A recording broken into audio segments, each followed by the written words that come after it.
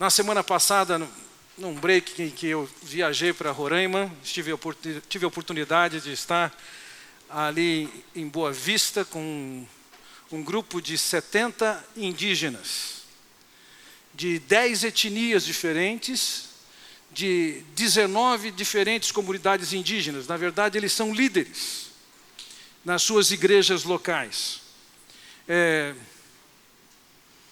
Alguns deles se deslocaram mais de uma semana para chegar ali em Boa Vista e termos aquele tempo juntos na sexta, no sábado, no domingo e na segunda de manhã. Eles vieram de 3 estados diferentes, de Amazonas, de Roraima e do Pará, uma região delineada próxima ao rio Trombetas. E enquanto eu estava lá ensinando, o Elbi estava aqui ensinando. Eu pude ouvir a mensagem do Elbi posteriormente e sei que vocês foram abençoados. Deus nos tem dado o privilégio de algumas pessoas poderem falar sobre esse assunto com bastante autoridade e nos acrescentarem bastante. O Elbi continua essa série no dia 26 de março. E nós voltamos à nossa série de Efésios. Essa carta de Paulo aos Efésios, ela aborda um assunto repetidamente. Por 6 vezes nós vamos encontrar nessa carta esse aspecto de secreto, ou como diz a outra tradução, de mistério. A colocação que Paulo faz 6 vezes nessa carta é que Deus tinha um projeto que foi mantido em segredo por séculos e séculos, até que por fim ele viesse a ser revelado. Quando nós pegamos 2 semanas atrás o versículo 3, que diz: todo louvor seja a Deus, ou como diz a outra tradução, bendito seja o Deus e Pai de nosso Senhor Jesus Cristo, nós estávamos ali contemplando, focalizando as bênçãos que Deus tem dado. E essas bênçãos que Deus tem dado, elas não surgiram no último momento. Não foi aos 45 minutos do segundo tempo que Deus resolveu fazer isso. A bem da verdade, o que nós vamos perceber é que isso foi planejado mesmo antes da origem do mundo. E de alguma maneira ela foi mantida sem uma revelação completa. Ao longo do Antigo Testamento, nós encontramos leves flashes acerca do que Deus estava para fazer, mas mesmo para aqueles iluminados que recebiam a revelação de Deus, eles não tinham completa compreensão, era um mistério. Tinha uma vontade secreta que não era absolutamente compreendida pelo seu povo, pelos seus profetas. Agora, por que é que Deus foi fazer um plano tanto tempo atrás, mantido em mistério, e esse plano acaba se consumando na pessoa do Senhor Jesus Cristo? Hoje nós vamos contemplar dos versículos 4 até o início do versículo 6. Veja que o texto nos diz aqui: mesmo antes de criar o mundo, Deus nos amou e nos escolheu em Cristo para sermos santos e sem culpa diante dele. Em primeiro lugar, eu quero focalizar ainda aqui na minha introdução, que a motivação de Deus em fazer o que fez foi o amor. Agora, o que é esse amor? Como é que ele se manifesta? Profetas do Antigo Testamento falaram de maneiras diferentes e comparando o amor que nós podemos ter dentro dos nossos relacionamentos humanos com o amor que Deus tem por nós. Um desses profetas disse o seguinte: por acaso vocês conhecem um homem cuja mulher se tornou infiel e foi atrás de outros homens, e esse homem tenha acolhido, tenha recebido de volta? Ele diz: vocês têm feito isso comigo, vocês têm sido infiéis comigo, e eu tenho voltado e amado vocês. E Deus está dizendo para eles: eu amo vocês mais do que um homem ama uma mulher. Um outro profeta vai dizer: Vocês já viram uma mulher que tem um filho a quem amamenta, ela esquecer do seu filho a quem amamenta? Vocês já viram isso? Nós já vimos aqui na igreja. Algumas pouquinhas mães que aqui estão foram embora depois da escola bíblica e deixaram o filho na classinha. Uma delas até baixou a cabeça aqui. A gente só não sabe se ela esqueceu ou foi de propósito. Mas olha, ainda que isso possa acontecer no cenário humano, o fato é que Deus não se esquece de nós. É isso que o profeta está apresentando. Deus nos ama mais do que um homem ama uma mulher. Deus nos ama mais do que uma mãe ama seu filho. Então a grande motivação do que Deus tem feito por nós é justamente o amor. Mas o que é esse amor? Teria Deus ficado apaixonado por nós? Teria Deus desenvolvido, estabelecido uma grande amizade conosco? Estaria Deus emocionado por nós? O amor descrito na Bíblia como sendo de Deus é um amor muito distinto desses amores que nós estamos mais familiarizados nos nossos relacionamentos humanos.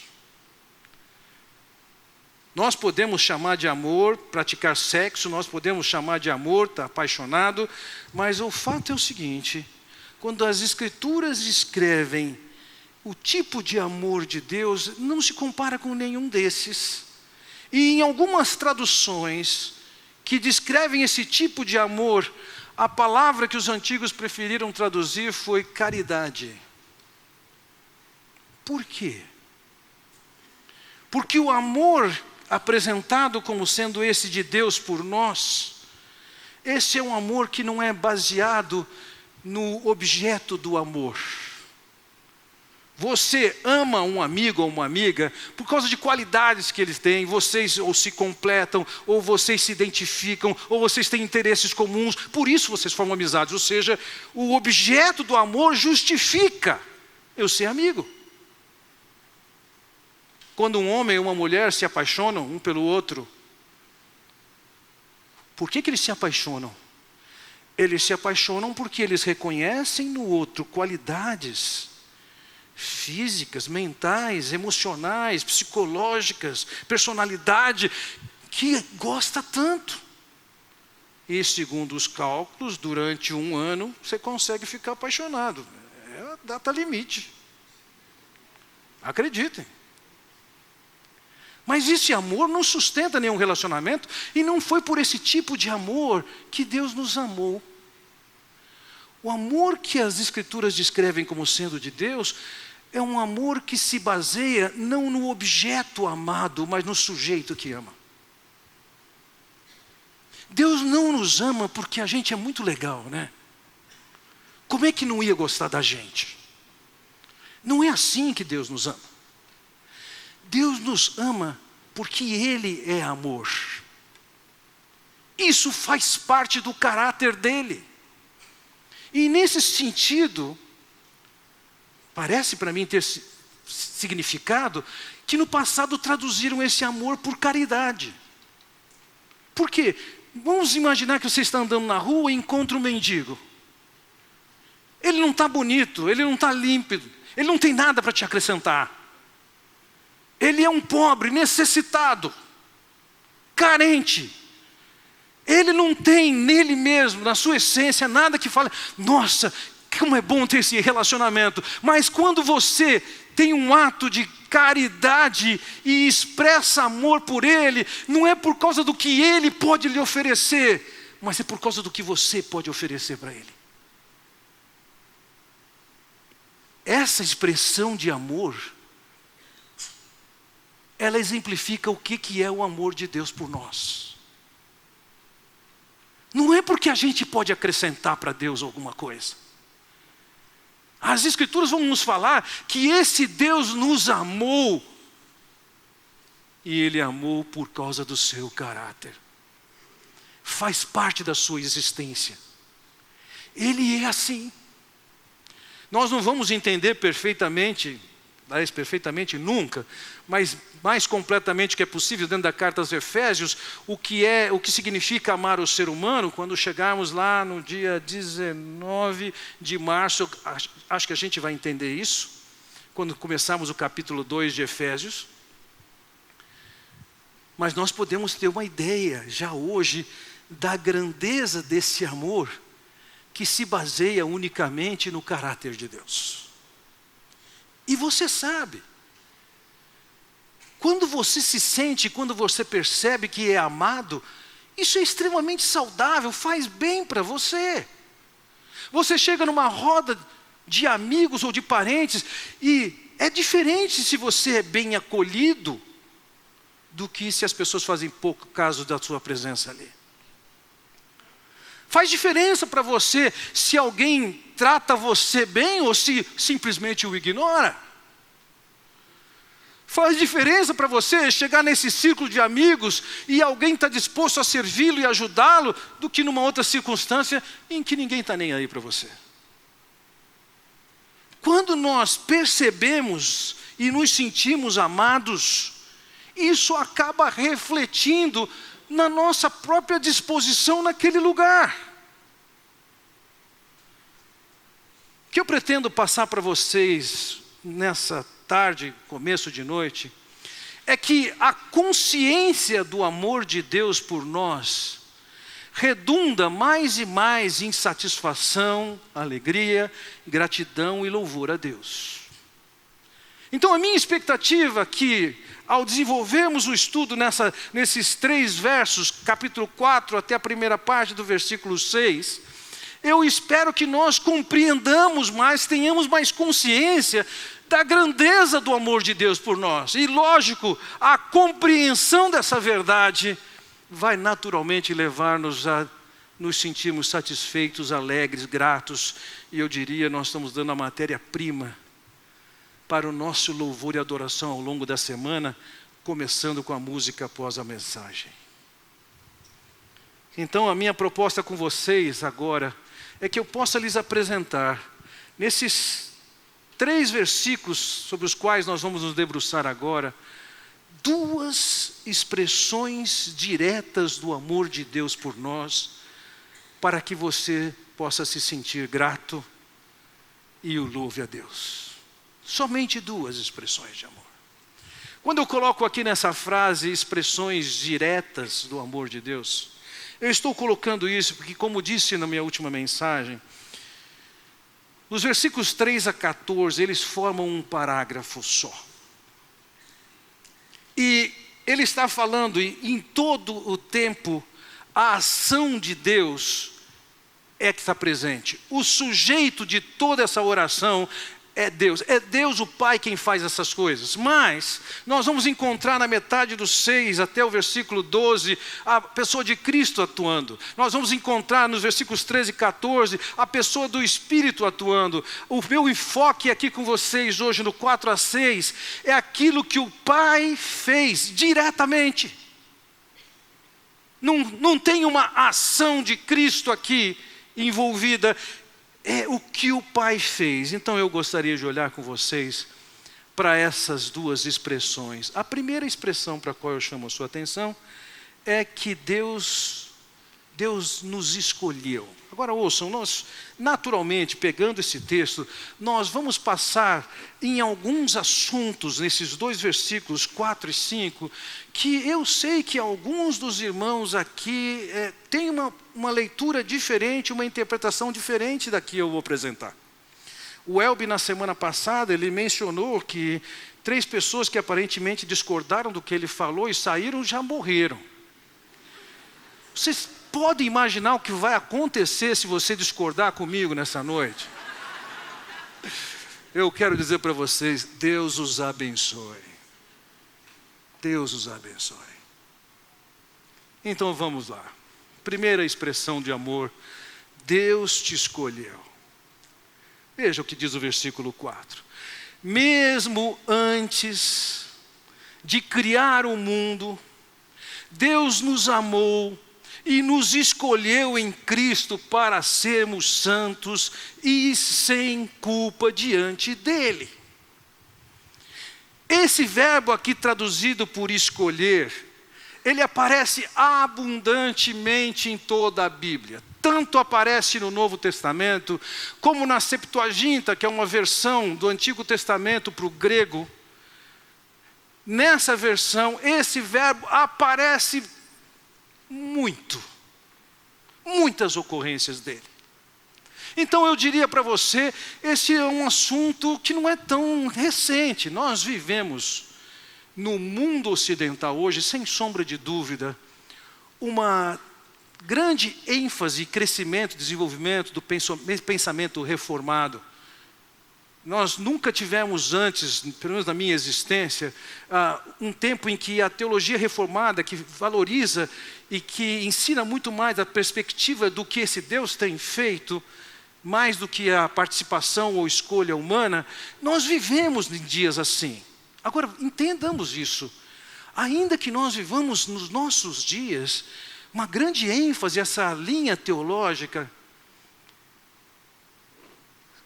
alguns séculos atrás, Calvino falava sobre isso. E mais, quase um milênio atrás, ou até mais, Agostinho já falava sobre isso. E quero lhe dizer, o Novo Testamento já fala sobre isso, o Antigo Testamento já fala sobre isso. Isso não é um assunto que começou agora. A bem da verdade, você vai perceber, essa questão da escolha de Deus está relacionada com um período que é antes da fundação do mundo. Então vejam, dos versículos 3 a 14, e o versículo 4 não é exceção, o Deus e Pai é o sujeito de toda essa oração que está sendo apresentada aqui. E esse Deus e Pai é quem está atuando diretamente.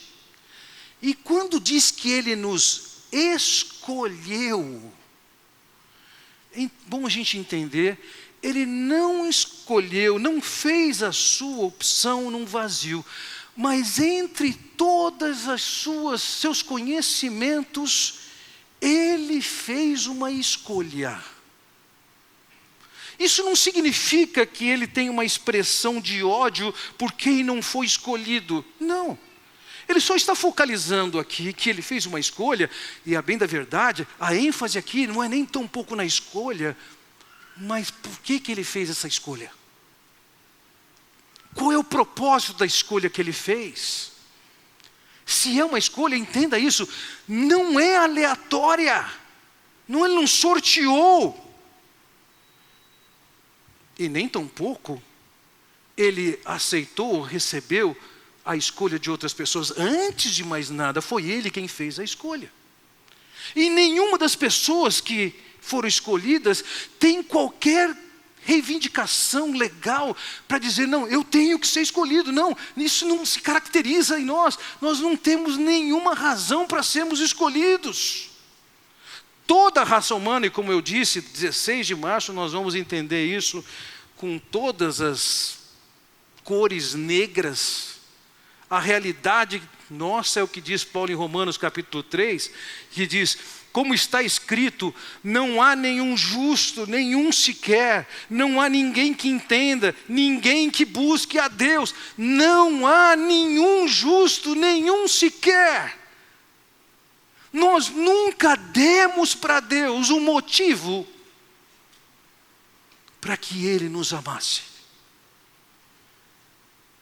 O motivo do amor de Deus é única e exclusivamente o seu caráter. E por conta disso, Ele fez uma escolha. Ele é o agente, Ele é o sujeito dessa oração.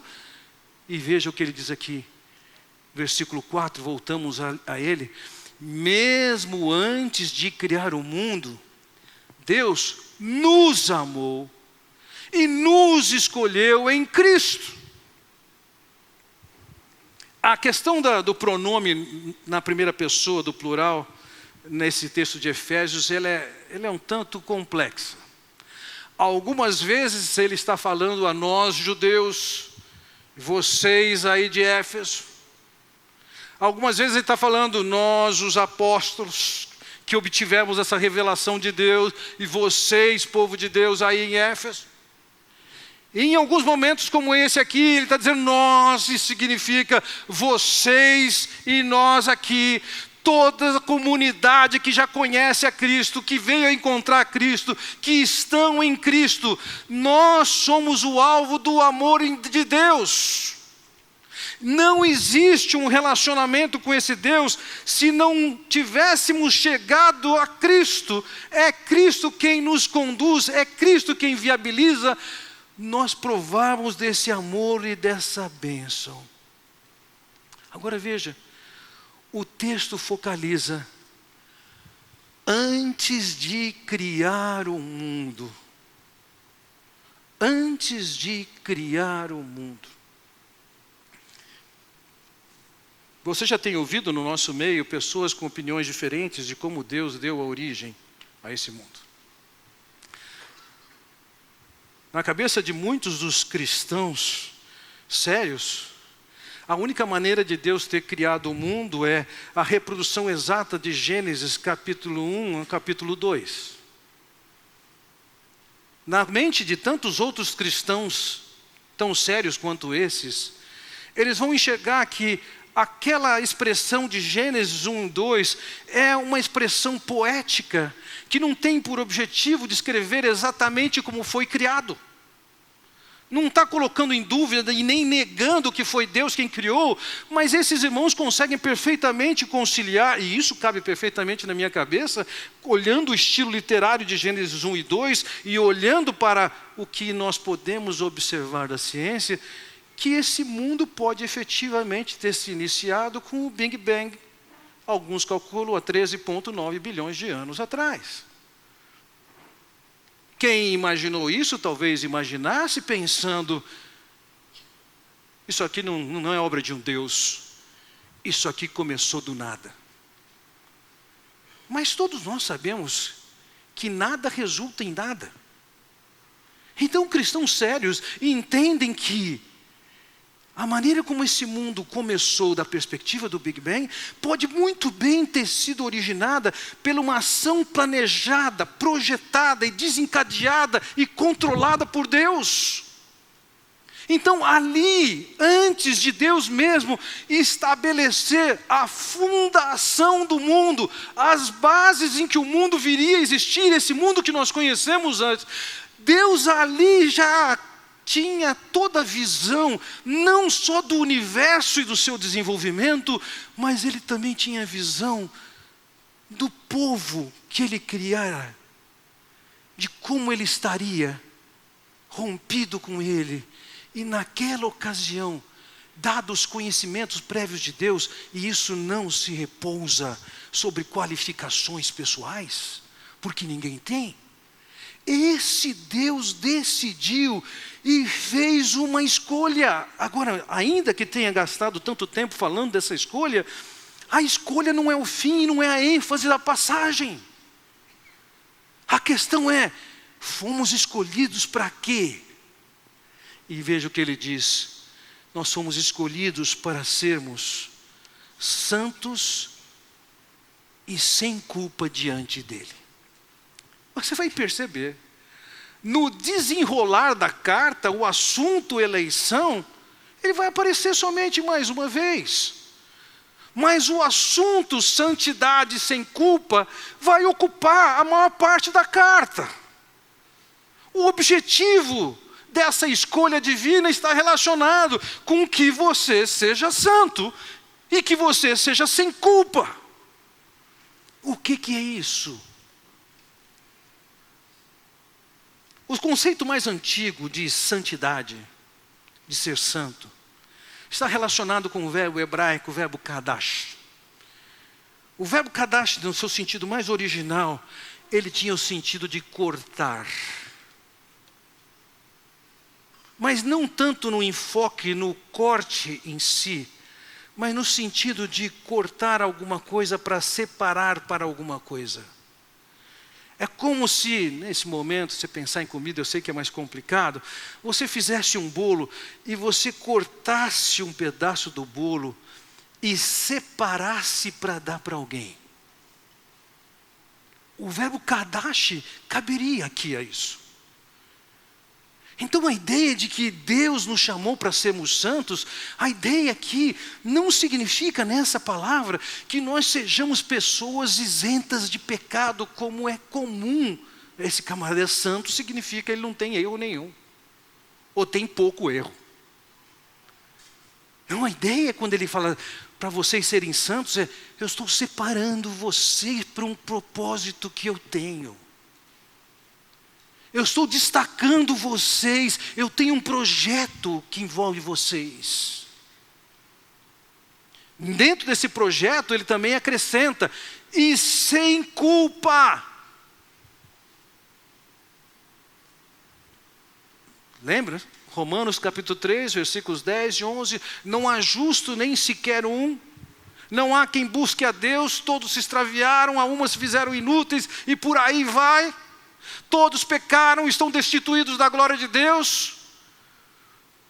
Deus fez uma escolha que visa limpar algumas pessoas e adequá-las à presença dEle. Veja o que ele diz aqui: é para ser sem culpa diante dEle. Você já viveu a experiência de ser convidado para um evento, e quando você chega no evento, você percebe que você não está tão bem qualificado para aquele ambiente? Eu já passei por isso. Eu me lembro de uma ocasião, muitos anos atrás, talvez alguns de vocês aqui se lembrem, fomos convidados para ir jantar na casa de um amigo, mas era um amigo próximo. E a gente imaginava que, vamos lá, então, vamos lá, vamos comer uma comidinha lá. E a gente não sabia que não era uma comidinha que tinha lá. Ele está fazendo um jantar. E ele convidou não somente aquelas pessoas mais próximas, mas algumas que a gente não conhecia. E eu me lembro, eu fui com uma calça jeans, e de camisa, minha esposa também. Mas chegamos lá, eu lembro de uma lady, de vermelho, com uma bolsa. Eu olhei para a minha calça assim e falei: nossa, eu acho que eu estou inadequado para esse ambiente. A minha salvação é que chegou um mais sem noção que eu. E ele chegou de shorts. E sabe, a casa tinha uma escada assim, quando ele lá de cima viu aquele pessoal tão bem arrumado, a primeira reação dele foi: impróprio, mas foi a salvação para mim. Quando ele diz aqui de nós sermos sem culpa diante de Deus, senhores, o padrão é o de Deus. E Deus naquela ocasião, Ele tomou uma decisão, Ele nos escolheu. O que iria vir a se realizar através do Senhor Jesus Cristo, que é nosso grande tema na próxima semana, os nossos pecados seriam de nós sacados, seriam tirados de nós. Nós não teríamos mais culpa, toda a punição do nosso pecado ficou em Cristo. Então agora nós podemos chegar diante de Deus, nós miseráveis pecadores, dessa geração corrupta, cúmplice de Satanás. Deus está dizendo: eu escolhi você, você já estava na minha agenda, antes mesmo de eu colocar as bases desse universo criado. Eu escolhi você, você estava lá no meu tempo, antes mesmo que existisse o tempo. Meus irmãos, quando nós olhamos para esse tipo de coisa, nós começamos a entender o que ele disse no versículo 3, que Deus nos tem abençoado com toda sorte de bênção espiritual, e portanto nós temos que bendizer e dar todo o louvor para Ele. Porque parte dessa bênção que ele está apresentando aqui é que lá antes da criação do mundo, antes que começasse a existir matéria, tempo, espaço, você já estava na lista de Deus e Deus escolheu você. Eu tenho um plano de te apresentar diante de mim, sem culpa nenhuma, separado para o meu propósito. eu tenho um plano e você está no meu plano. Quando a gente entende que Deus se importou com alguém como eu e como você, nós entendemos a grandeza desse amor. Imagine quem está arquitetando esse universo, dizer que antes de colocar a base, meu nome já estava lá. Meus irmãos, isso vai ter que refletir em louvor e adoração, em gratidão. Eu ainda não consigo entender por que eu. E talvez você nunca vai entender por que você. Como diz o hino, não sei por que de Deus o amor a mim se revelou.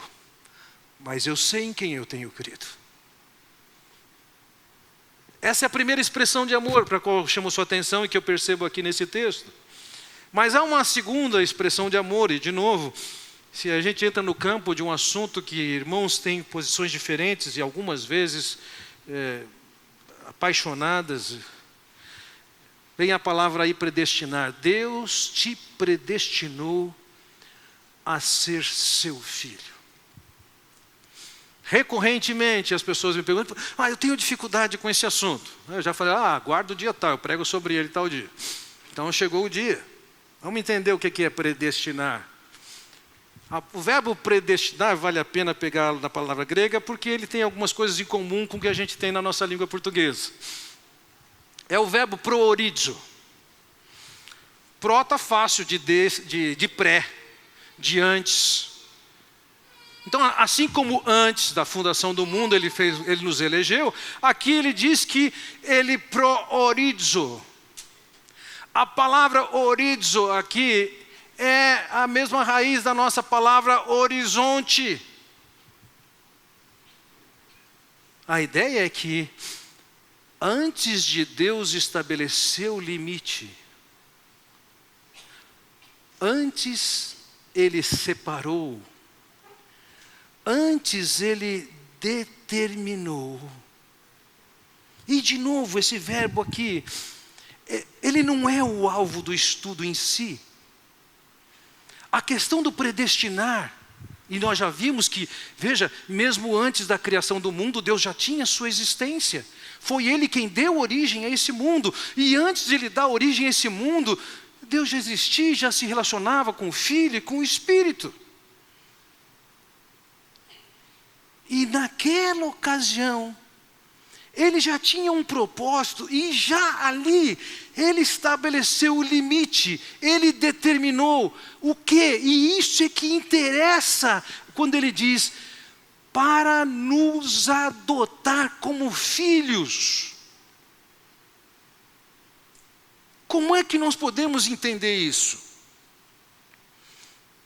Nós podemos entender isso a partir da perspectiva da nossa cultura. Já sei. Um casal não tinha filhos, ele queria muito ter filhos, entrou na lista do governo, está aguardando ser chamado, foi a chamada e agora fui escolhido, então agora eu sou filho de Deus. Acontece que para a gente fazer as leituras e compreensões das Escrituras, nós não podemos interpretar à luz do nosso ambiente. Nós temos que fazer pontes de diversos tipos para chegar onde aquele texto foi escrito e saber o que ele significa. Esse texto não foi escrito no nosso ambiente, nós não podemos entender esse texto à luz do que nós entendemos por adoção. Mas aí é que surge um problema. Alguns estudiosos vão discutindo sobre qual é a base da compreensão disso, e alguns vão dizer, isso aqui era o fundamento judaico. Eles vão usar, empregar, para descrever essa adoção, um relato da lei de Deus que dizia o seguinte, se um homem se casar com uma mulher, e esse homem morrer, o seu irmão mais novo vai ter que se casar com ela. Ele tinha a obrigação de dar continuidade à linhagem do seu irmão. Então o primeiro filho seria descendente do seu irmão a rigor. Os próximos filhos seriam descendentes dele. Acontece que nunca no Antigo Testamento isso foi comparado com a adoção. Então não me parece que essa interpretação de que o que vinha do ambiente judaico servia como base para entender o que era adoção. Outros estudiosos vão dizer, não, o pano de fundo que ele tinha ao escrever sobre isso, era o que os gregos diziam sobre adoção. Só que, meus irmãos, quando Paulo está escrevendo essa carta, já passou mais de 100 anos que o Império Grego desapareceu. Qual seria a validade da legislação grega para aquela comunidade ali? Sendo Éfeso uma capital romana na Ásia, nós vamos ter que entender esse texto à luz do que os romanos entendiam que era adoção. Então vamos lá. Um cidadão romano, ele tinha sua família. E gostemos ou não disso, essa era a realidade. Um homem, chefe de família, ele tinha o que era definido como pátria potestas. Ele tinha autoridade de pai, e nessa autoridade de pai era praticamente absoluta. Ele podia matar o escravo, e isso não era visto como crime. Ele não poderia ser visto como crime se ele torturasse o escravo, se ele fosse cruel com o escravo. Mas matar não tinha problema. Você está rindo? Vai chegar em você. Ele tinha autoridade para matar seu filho. Ele tinha autoridade para matar sua esposa. Quando a mulher tinha um filho, ele tinha o poder de abaixar o dedo ou de levantar o dedo. Isso significava, não vai viver. Ou significava, ele vai viver.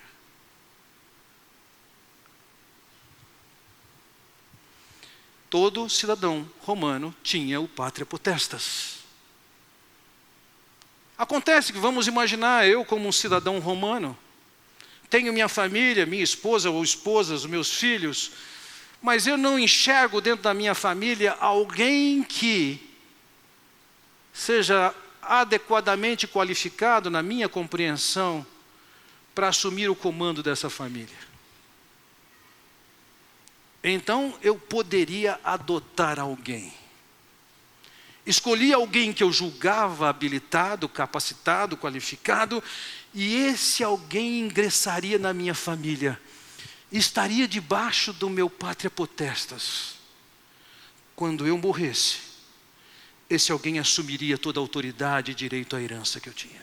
Ele passaria a ter o pátria potestas da família. Esse era o conceito romano. Como é que eles faziam isso? Aquele que queria adotar o filho se reunia com o pai do filho que ele queria adotar. E ele comprava, ele pagava para que aquele filho fosse liberto e passasse a ser dele. Nesse momento, aquele homem era liberto também por quem o comprava. Pela segunda vez, esse homem ia ao pai dele e comprava o seu filho. Ele deixava de ter responsabilidades com o pai. E eu que comprava esse filho, declarava ele livre. Pela terceira vez, eu iria até o pai dele e comprava esse filho. E agora eu não libertava mais. Agora ele estava debaixo da minha autoridade, da minha pátria potestas. Ele tem direito ao que é meu, ele tem direito à minha herança. Ele participa da minha mesa. Quando eu vier a morrer, ele assume o comando da minha família. Eu creio que é isso que Deus tinha em vista quando usou essa figura da adoção. Ela é perfeita? Ela não é perfeita. Mas a ideia, o que é? É que nós estávamos debaixo do pátria potestas do diabo. E Deus nos compra e nos resgata de debaixo daquela autoridade. E passamos para estar debaixo agora da autoridade de Deus. É verdade que esse Deus eterno, ele nunca vai morrer. Ele não vai passar o comando da sua família para um de nós. Mas todos nós agora, debaixo da autoridade de Deus, agora estamos debaixo do controle de Deus e não mais do diabo. Agora nós nos tornamos filhos e filhas de Deus. Agora nós temos acesso aos privilégios do que esse Deus e Pai tem. Agora nós temos acesso às bênçãos que esse Deus e Pai tem. Vejam que o texto diz objetivamente, desculpe-me, eu esqueci de projetar. Ele nos predestinou para si, para nos adotar como filhos. Esse Pai, esse Deus nos comprou, nos resgatou, para que nós pertencêssemos a Ele. Somos dele. Alguém pode questionar: quanto da minha vida eu tenho que consagrar a esse Deus? Você não entendeu? Você foi comprado e agora você pertence a Ele. Sua vida pertence a Ele. Seus dias pertencem a Ele. Suas habilidades, seus dons, seus recursos financeiros, as horas do seu dia. Agora você está debaixo da pátria poteta desse Deus. Um projeto de Deus que envolve ser santo, que envolve não ter culpa, envolve nós sermos adotados como filhos. Agora somos da família dele. Estamos debaixo dos seus cuidados, debaixo da sua autoridade. Temos direitos à herança. Sentamos à sua mesa. Somos acolhidos nos seus braços. Fomos chamados para termos um relacionamento e comunhão com esse Deus. João nos relata isso de uma maneira diferente quando ele diz: mas a todos quantos o receberam, deu-lhes o poder de serem feitos filhos de Deus, a saber, aos que creem no seu nome. Ou seja, quem creu no Senhor Jesus, creu e se tornou filho. E ele diz: os quais não nasceram do sangue, nem da vontade da carne, nem da vontade do homem, mas de Deus. Isso não aconteceu por sua causa, não foi por causa da sua vontade. Foi porque Deus lá no passado soberanamente decidiu. Ele nos predestinou para si. E isso chega à nossa conclusão. Por quê? Veja, no versículo 4 ele diz: mesmo antes de criar o mundo, Deus nos amou e nos escolheu. No 5 diz: Ele nos predestinou. E aí ele diz assim: conforme o bom propósito de sua vontade. Essa frase tem sido alvo de discussão de vários teólogos e tradutores do Novo Testamento grego. Mas a ideia aqui é que Deus tinha um propósito e agradou a Ele fazer isso. Esse foi o seu desejo. Era isso que Deus queria, essa vontade que Ele tinha. Ele realizou porque Ele quis. Não é porque eu quis, não é porque você quis, foi Deus quem quis isso, e por isso Ele fez essa escolha. Por isso Ele fez a predestinação, por isso Ele fez a eleição, mesmo antes de criar o mundo, Ele diz. Não tinha sinal da sua existência. Antes de criar do mundo, Ele escolhe, Ele predestina. E lógico, observe, sempre com um propósito. No versículo 4 ele diz: para sermos santos e sem culpa diante dele.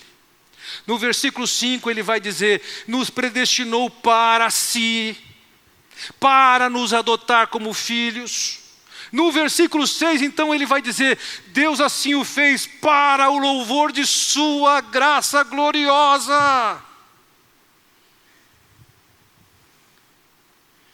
Isso aqui tem que refletir em nós, num profundo espírito de gratidão, de louvor, de bendizer, de adoração, por causa da grandeza, da maravilhosa graça do nosso Deus por nós. Agora, chamados para sermos santos, sem culpa, sermos sua propriedade, sermos filhos, sermos herdeiros de Deus e assim estabelecer um relacionamento tal como Paulo vai descrever em Romanos capítulo 8, com o texto com o qual eu quero terminar essa mensagem. Pois vocês não receberam um espírito que os escravize para novamente temer. Olha, o Deus que nos resgata, ainda que tenha todo poder e autoridade, Ele não é um Deus cruel, que faz com que a gente vá pensar que, opa, o que vai acontecer comigo? Eu não tenho motivo para temer, uma vez que foi esse Deus que me adotou. Mas receberam o Espírito que os adota como filhos, por meio do qual clamamos, Abba, Pai. Abba, Pai é a ideia de chamar de paizinho, de papai. Deus está dizendo, eu adotei vocês, para vocês serem o filho que eu coloco no colo. Eu quero intimidade com vocês. Eu quero proximidade com vocês. O próprio Espírito testifica com o nosso espírito. Somos filhos de Deus. Passamos a ser filhos dele. Se somos filhos, então somos herdeiros, herdeiros de Deus e co-herdeiros com Cristo. Se de fato participamos dos seus sofrimentos, para que também participemos da sua glória. Vejam, agora nós temos todos esses privilégios. O que podemos dizer disso? É só agradecer, como no hino que nós cantamos ainda há pouco, do Piau e da Ângela. É só agradecer. A bênção de Deus nos alcançou e nos privilegiou. Mesmo antes da criação do mundo, nós já estávamos na agenda de Deus. Meus irmãos, vamos louvá-lo. Vamos agradecer, vamos orar. Pai Celestial, quero te agradecer pela revelação que o Senhor nos traz, pela compreensão da grandeza do teu amor por nós. Ó Pai Celestial, quem somos nós? O que somos nós para que o Senhor nos amasse, nos desse atenção, nos colocasse na agenda, nos escolhesse, nos designasse? Quem somos nós para sermos atraídos por Ti, para a Tua família, para sermos membros da Tua família, Teus filhinhos? Temos certeza de que não somos ninguém para justificar isso. O que só nos faz crescer na compreensão é da grandeza do Teu amor. Louvado seja o Teu nome, Senhor. Somos gratos a Ti. Ensina-nos, ó Pai, não só compreendemos mais e mais desse amor, mas também reagimos da maneira adequada, com espírito de adoração, de entrega, de serviço a Ti. Louvado seja o Teu nome, Senhor, por todas as bênçãos que o Senhor nos tem dado, e em particular essas duas, que foram alvos da nossa reflexão nessa noite. Muito obrigado, Senhor, em nome de Jesus nós oramos. Amém.